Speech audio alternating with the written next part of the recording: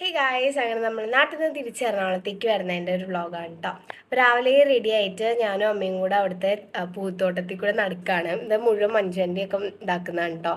പല varieties of flowers ഒക്കെ ഉണ്ട്. അപ്പോൾ ഞാൻ ഇങ്ങനെ നടക്കുകയായിരുന്നു. അതൊക്കെ ഇതൊന്നും കാണിച്ചു തന്നിട്ടുണ്ടായിരുന്നില്ലല്ലോ. അപ്പോൾ അതെല്ലാം കണ്ടു വരികയായിരുന്നു. ഇത് പാപ്പൻ്റെ ഒരു ഇൻവെൻഷനാണ്. പാപ്പൻ ഉണ്ടാക്കിയതാണ് കേട്ടോ.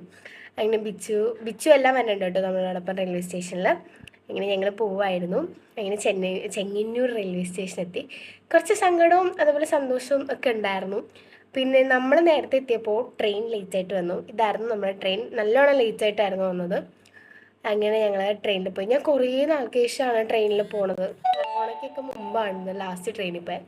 പിന്നെ അത്യാവശ്യം ഒരു ഡാർക്ക് ഫാൻറ്റസി മേടിച്ച് തന്നിട്ടുണ്ടായിരുന്നു. ഞാൻ രാവിലെ ഒന്നും കഴിക്കാത്തതുകൊണ്ട്.